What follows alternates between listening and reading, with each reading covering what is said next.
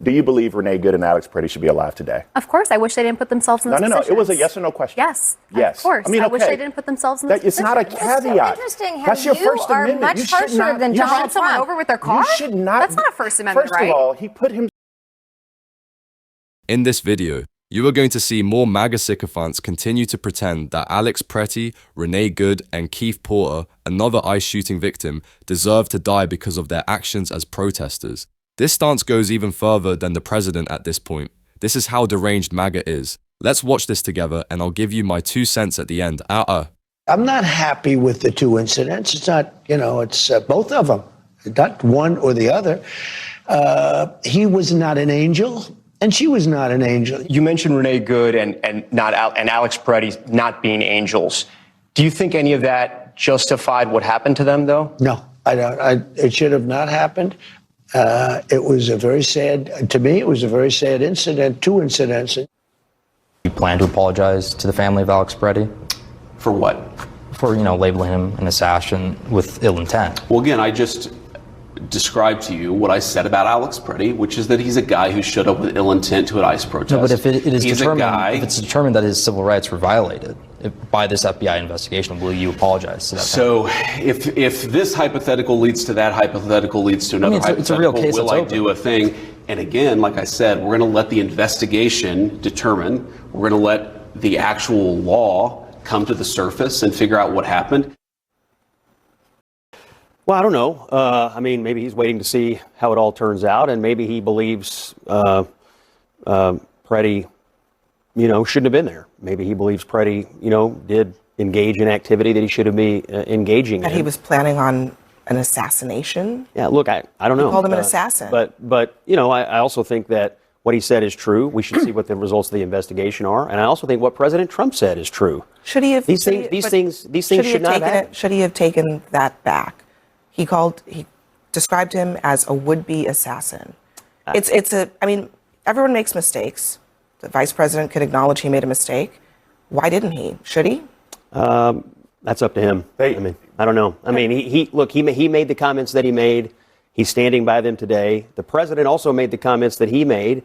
And look, I know it's a little rudimentary, but the president's word is what matters in the White House. The president doesn't want the shooting to have happened. And the president says he wants them investigated, and he doesn't want to see these kinds of things happening in the streets. And so you don't get a way out after two people are murdered in the street. And let's actually go through the natural progression. On December 31st, when nobody's mentioned the name Keith Porter, who was murdered by an off-duty ICE agent on December 31st after firing shots into the air in Los Angeles, California. And then you get to Renee Good, and then you get to Alex Pretty, and you have a straight white male who's a gun owner who's gunned down in the street, shot 10 times for our eyes to see, and then the tides change. What you saw from J.D. Vance was J.D. Vance was being an a-hole. I wanted to go back to something you said, Bakari. It seems that the topic of this conversation right now is whether J.D. Vance should have apologized or taken back labeling Pretty as an assassin, because, some say that he jumped to conclusions. You just accused ICE agents and Border Patrol of murder. Aren't you going to say, why don't we wait for the investigation? Don't you want to also wait for the investigation instead of prematurely? A homicide. A homicide doesn't mean murder. Homicide includes two people who are involved in a killing. I know you know the difference. I know you know the difference. There's a requirement. I'm trying to confuse It was labeled a homicide. It's labeled a What's that mean? Let me let It saw 10 people. What does homicide mean? Yeah, well, murder actually requires a malice aforethought.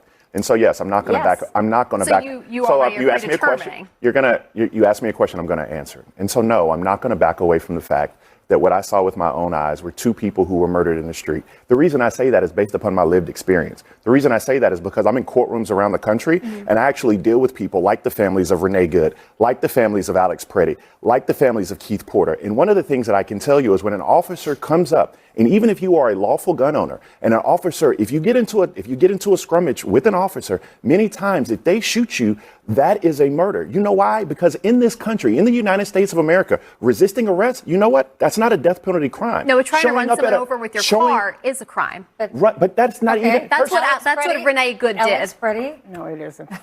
All right. Renee Good did try to wrestle one of the other. Yes, she did. She accelerated. I mean, Ellie Honig has been on this show and also said that he says it's very clear that it looked like she was doing that. So there are people on both sides of the aisle who have objectively said, look, it's not a both sides issue. It's not a both sides issue. Well, you're calling it a murder, so it is actually a both sides issue when you're preemptively jumping to conclusions that these agents murdered someone. When, for example, in the Renee Good case, there's a lot of dispute. Can I just ask you a basic humanity question? Then? I mean, just we can get to the. We don't have to talk legalese in front of all the people watching the show tonight.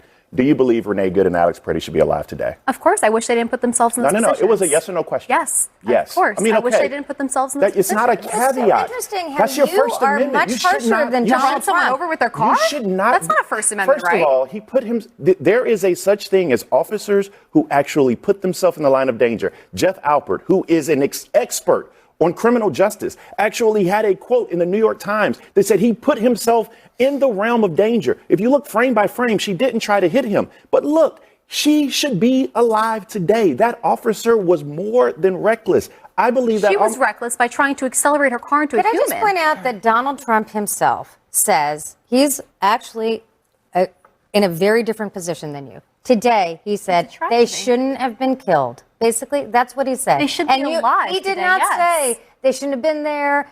He said this shouldn't have happened. And the fact that you can't say those basic things, it shouldn't have happened. I just said that it shouldn't have happened, yes, but they but put you're themselves blaming in that them. position. And Donald Trump Yes. did not blame them. He What did basically Keith said Porter do? ICE officials shouldn't have done this. And you're saying that they were responsible. What did Keith Porter do? What did Alex Pretty do? 10 What did bullets they do? in his No. back, Let's not and back he's off of it. responsible. Let's not back off of it. Sure. What did they do to say that today is the day that I'm going to die? What did Aaliyah Rockman do?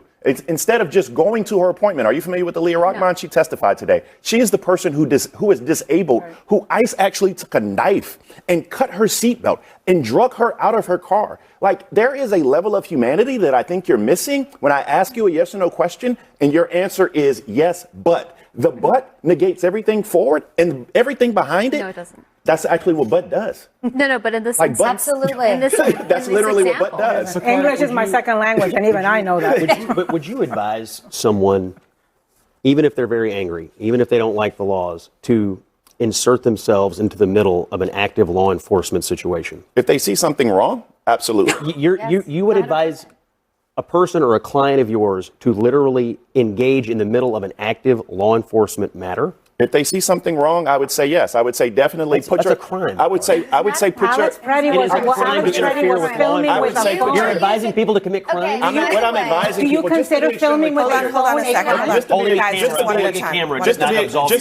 Just to be extremely clear, because I know how these things get clipped and shipped around on Twitter. What I'm actually telling you, Scott, is if my client came to me and said, Bakari, I was outside and I saw something going down and I saw somebody being abused and I went and tried to put myself in between them, or I raised the camera, do not hit officers. Do not spit on officers. But yes, by all means, if you see something wrong, videotape it. I mean, I can't sit here. My dad was a member of SNCC, right? He was a professional disruptor. Holding a camera is different than inserting yourself or inserting your vehicle into the middle of a law enforcement. I mean, I think, but Scott, Scott, what was Alex Pretty doing in the moment that he was assaulted? What was Keith Porter doing? Officers?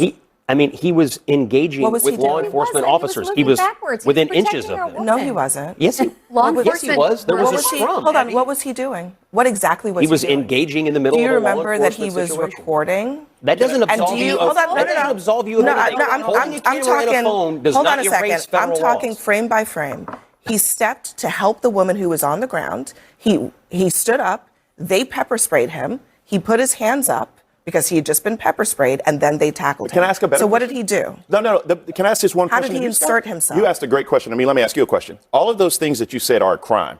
Which one of those things that you enumerated is a death penalty crime punished by death?